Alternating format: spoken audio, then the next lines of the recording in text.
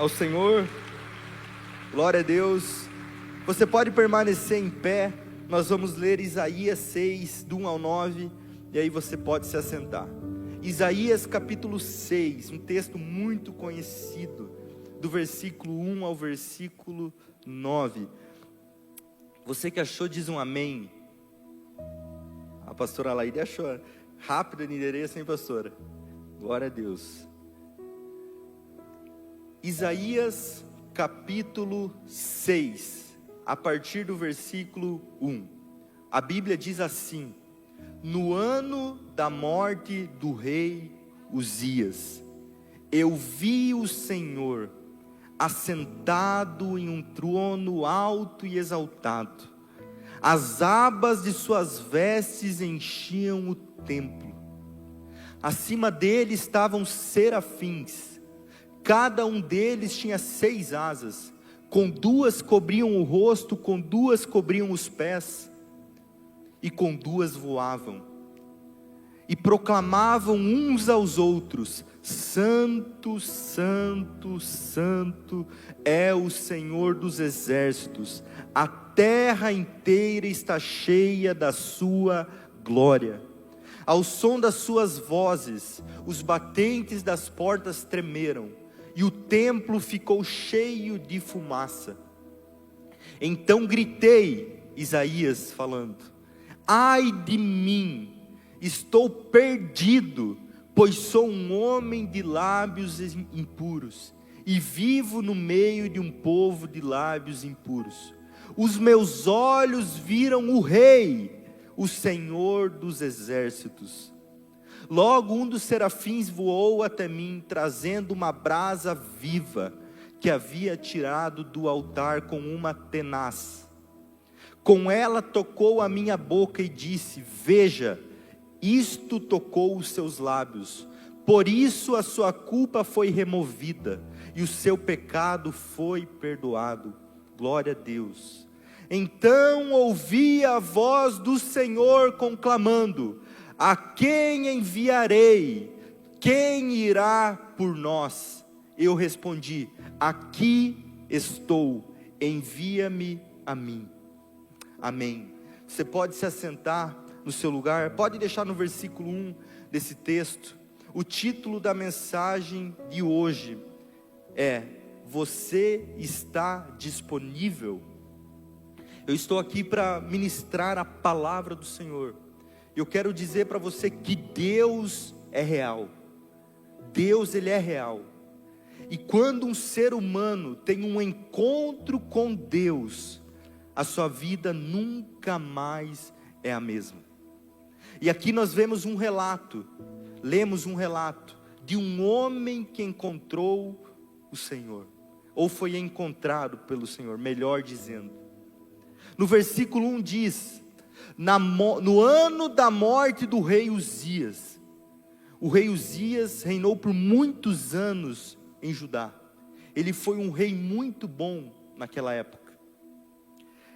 Depois dele veio os piores anos de Israel, dos reinados, os piores reis, reis que não reconheciam o Senhor, reis que faziam coisas que desagradavam ao Senhor, e reis que eram injustos com o povo. Mas o interessante do texto é que ele começa falando que ele viu o Senhor no ano da morte do rei Uzias, ou seja, teve uma mudança de reinado em Israel, mas o trono do Senhor permanece o mesmo. No ano em que teve troca de rei, o Senhor continuou reinando. Eu vi o Senhor assentado num alto e sublime trono. Às vezes nós ficamos preocupados se é governo de esquerda, se é governo de direita, se é fulano A, B ou C que vai nos governar. E nós devemos nos preocupar, porque isso afeta a nossa vida. Mas nós esquecemos que o trono de Deus permanece, e Ele permanece Rei, Ele permanece Senhor, Ele permanece vivo. Então no ano em que o país estava mudando, Isaías viu o trono de Deus. No versículo 2, Diz que os querubins estavam adorando a Deus. No versículo 3 diz que eles proclamavam uns aos outros: Santo, Santo, Santo. Esse é o atributo de Deus mais notável. O principal atributo de Deus é a santidade. Você nunca vai ver na Bíblia dizendo Deus é amor, amor, amor. Você nunca vai ver na Bíblia dizendo Deus é misericordioso, misericordioso, misericordioso. Você nunca vai ver na Bíblia dizendo Deus é justo, Deus é justo, Deus é justo. Mas você vai ver na Bíblia dizendo Deus é santo, santo, santo. Porque todos os outros atributos de Deus estão atrelados à santidade de Deus. A ira de Deus é santa. O amor de Deus é santo. A justiça de Deus é santa. A bondade de Deus é santa. A misericórdia de Deus é santa. É por isso que nós cantamos: Santo, Santo, Santo é o Senhor.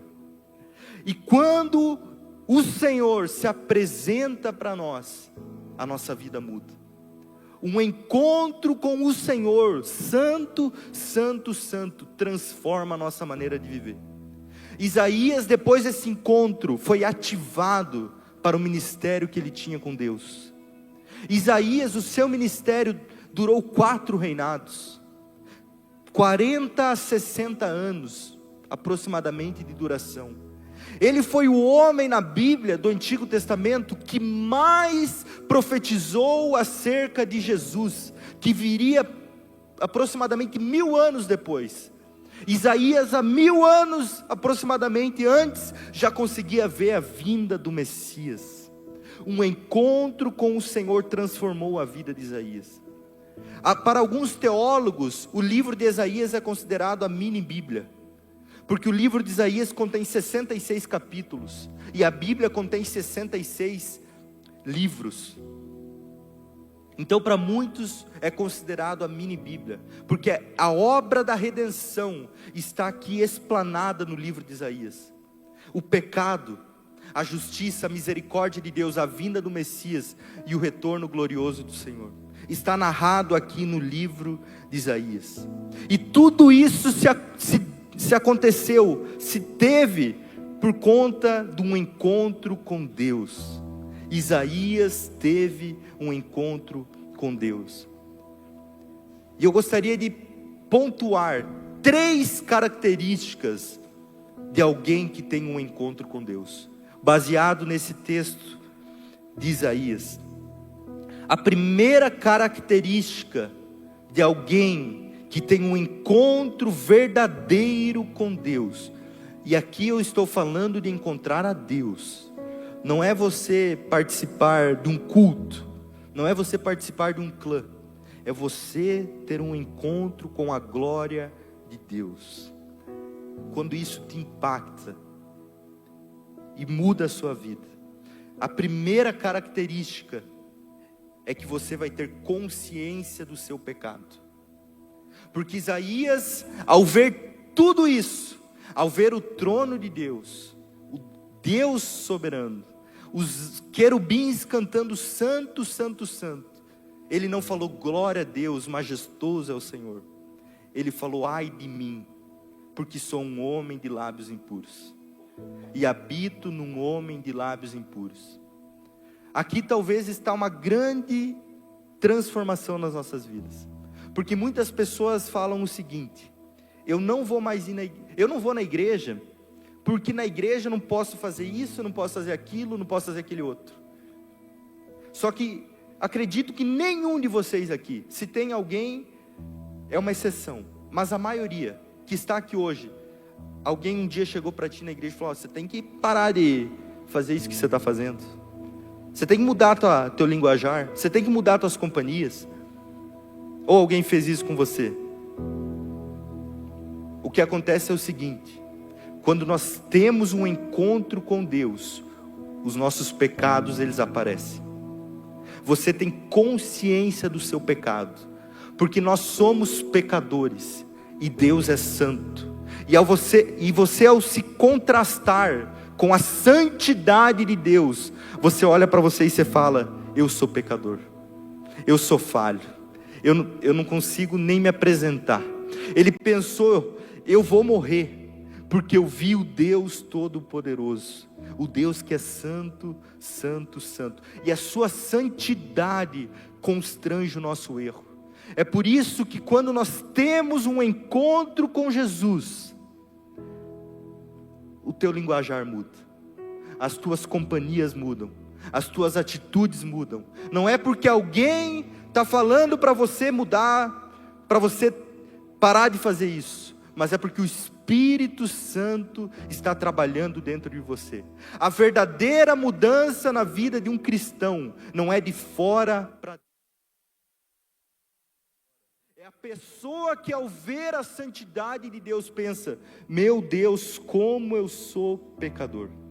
E você lembra que Jesus ele disse o seguinte, quando ele foi questionado pelos fariseus, por que ele comia com pecadores? Jesus respondeu: eu não vim para quem é são, eu vim para quem é doente. Mas eu pergunto para você: quem são os doentes? Toda a humanidade é doente. Todos pecaram e estão destituídos da glória de Deus. Mas para aqueles fariseus, só que nós, quando encontramos Jesus, por Ele, nós reconhecemos a nossa doença, a miséria, nós reconhecemos quão falho nós somos. Mas graças a Deus, porque Ele é misericordioso. Pensem na ilustração de um ovo de uma galinha. A galinha, ela choca o ovo, e ela fica ali preparando o ovo, até que saia a vida de dentro daquele ovo. Sim ou não? Sim ou não? O que acontece se você ir lá com um lápis, ou alguma coisa pontuda, e quebrar a casca, para que a vida saia antes? Você vai gerar a vida ou você vai matar a vida? Vai matar a vida. É por isso que naquelas portas, nós recebemos todas as pessoas, qualquer tipo de pessoas. Você pode vir. Jesus diz: vinde a mim, vós que estáis cansados e sobrecarregados, e eu vos aliviarei. É porque não é a força de fora que vai gerar vida, mas é a transformação de dentro. E é isso que acontece quando nós temos um impacto com Jesus. Quando nós vemos a Deus, nós somos conscientizados dos nossos erros e das nossas falhas. Você pode até continuar vivendo a vida como você acha que deve ser vivida, mas nunca mais será a mesma, porque você encontrou o Senhor. Isaías poderia ter fugido do seu propósito, mas nunca mais a vida dele seria a mesma, porque ele encontrou o Senhor, que é santo, santo, santo. A segunda característica é a justificação. Vamos para o versículo 6, o próximo. Isaías, ao falar isso: ai de mim, sou pecador, sou um homem de lábios impuros. Talvez você fale: ai de mim, porque faço isso e aquele outro. Você poderia pensar que Deus falou: é verdade, você vai morrer. Deus é misericordioso. E Isaías, a partir do momento que ele reconheceu o seu pecado, o texto diz que logo um dos serafins voou até mim, trazendo uma brasa, não era uma brasa apagada, era uma brasa viva, que havia tirado do altar com uma tenaz. O anjo disse o seguinte: com ela tocou a minha boca e disse: veja, isto tocou os seus lábios, por isso a sua culpa foi removida, e o seu pecado foi perdoado. Nós não servimos um Deus morto, nós servimos um Deus que morreu na sexta-feira, mas no domingo ressuscitou. O Senhor Jesus está vivo, à destra de Deus, e intercede por nós pecadores. Nós somos justificados através do sangue precioso de Jesus. Então, se um encontro com Deus faz nós ter consciência dos nossos erros, faz também nós sermos justificados pelo sangue precioso de Jesus. Porque pelas nossas próprias forças, nós jamais seríamos aceitos, nós jamais conseguiríamos mudar. Mas quando o Senhor nos alcança, e a graça dele vem sobre a nossa vida, e o Espírito Santo passa a habitar em nós, o que nós antes fazíamos, agora já não fazemos mais. Não é porque é a sua capacidade, mas é porque Deus habitando em você. Foi isso que aconteceu com Isaías. O reconhecimento veio de dentro, mas a justificação veio de fora. A brasa viva que tocou os seus lábios, que tornou ele justificado, e o seu pecado foi perdoado. Sem o perdão de Deus, sem o perdão de Jesus, a nossa vida não tem sentido. A justificação é o que nos traz a alegria, é o que tira o fardo das nossas costas. Isaías inclusive profetizou que ele tomou sobre si as nossas enfermidades, as nossas dores. O castigo que nos traz a paz estava sobre ele, e pelas suas pisaduras nós fomos sarados. Então, se ao encontrarmos Jesus, nós nos sentimos pecadores, porque somos, nós também nos sentimos justificados pela obra de Jesus naquela cruz, porque foi o justo morrendo pelo injusto, o que não pecou morrendo pelo pecador. E isso é maravilhoso, é a obra da graça de Deus. Não tem nada que eu e você possamos fazer para Jesus nos amar mais, e não tem nada que eu e você possamos fazer para Jesus nos amar menos. Ele nos amou e se entregou naquela cruz. Mas será que eu e você recebemos essa justificação? Será que eu e você recebemos o sacrifício que Jesus fez por nós naquela cruz?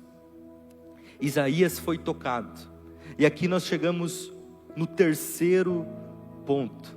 Vocês lembram que eu falei?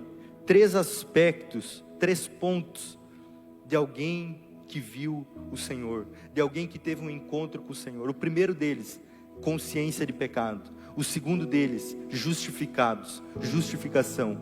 E o terceiro deles, desejo de servir. Deus, antes de usar alguém, Ele justifica alguém. Para alguém ser usado por Deus, ele precisa ser justificado. E aqui eu quero trazer um contraste muito interessante. No versículo 5, Isaías falou: ai de mim, estou perdido, pois sou um homem de lábios impuros, e vivo no meio de um povo de lábios impuros. Só que no versículo 8, 3 versículos depois, o homem que antes teve medo e pensou que iria morrer, falou, ao ouvir a voz de Deus conclamando: quem enviarei? O homem levanta a mão e diz: envia-me a mim. Um toque do Senhor na nossa vida tira o medo e coloca a ousadia. Tira aquilo que te travava e te libera para viver o propósito de Deus para você. João capítulo 4 conta a história de uma mulher que ia pegar água no poço ao meio-dia, no horário que o sol era quente. Por que que ela ia pegar água no meio-dia, no horário que o sol era quente?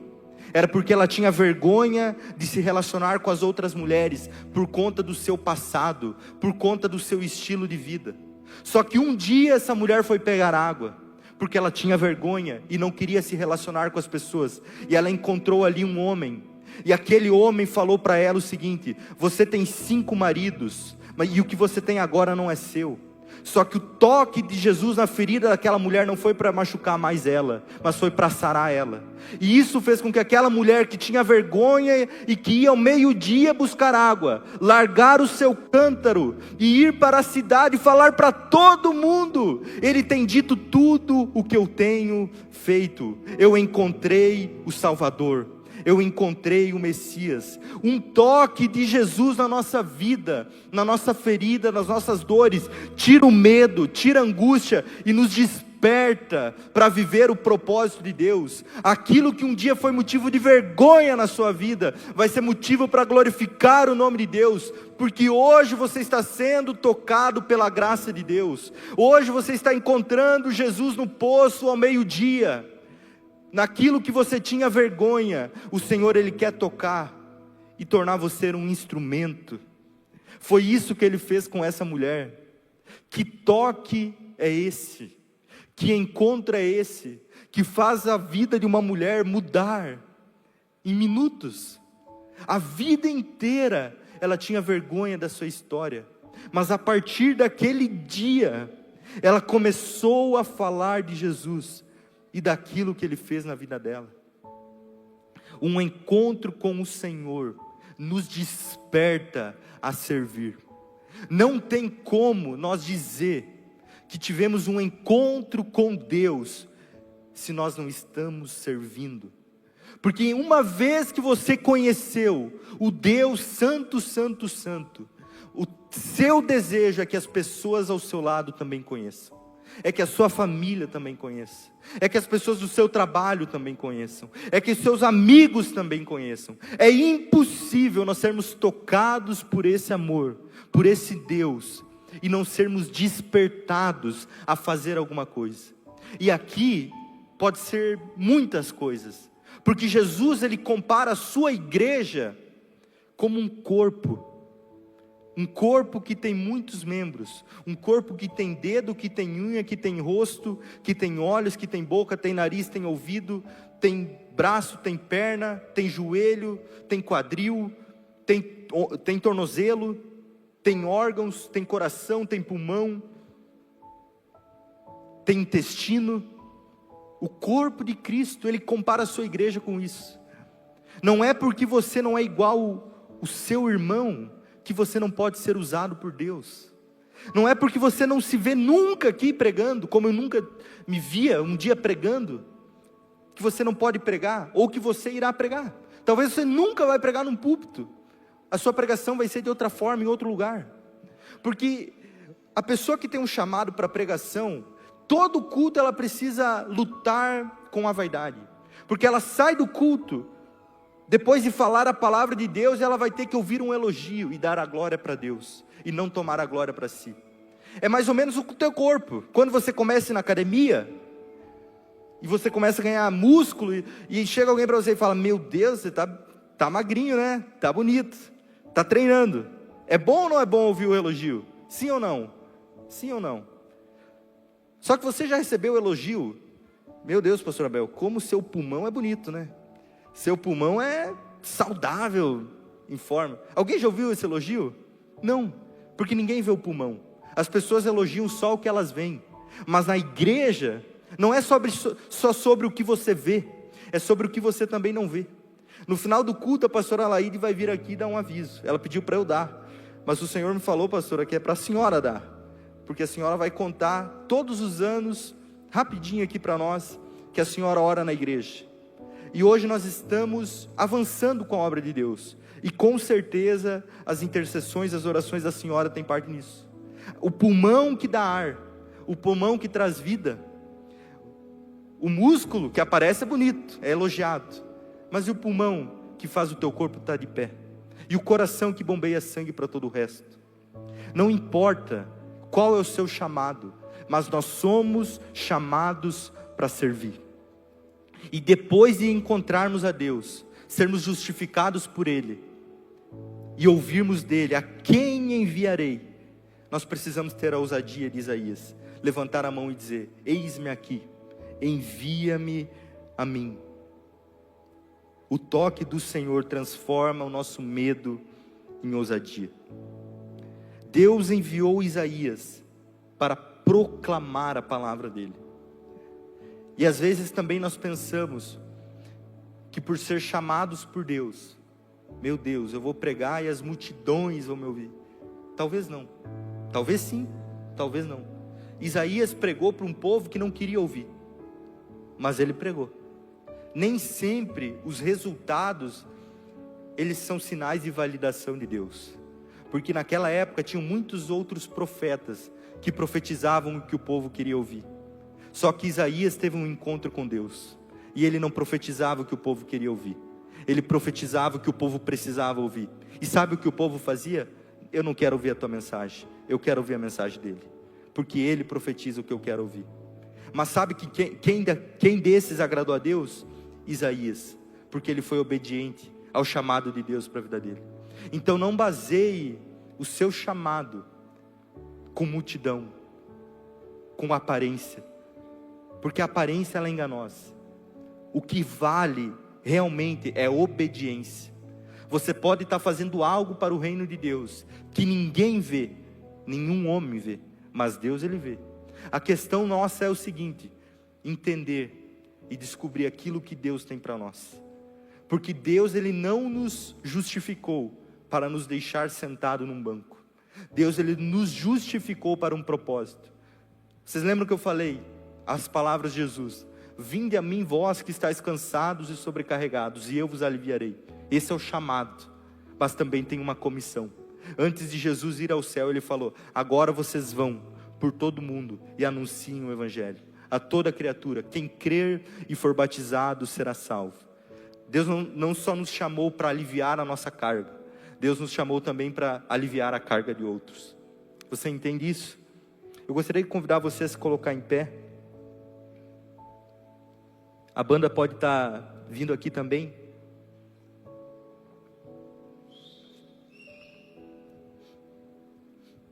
A voz de Deus ainda ecoa. A voz que falou lá em Isaías capítulo 6. A quem enviarei? Quem irá por nós? É a mesma voz que fala hoje. Quem enviarei? Quem há de ir por nós?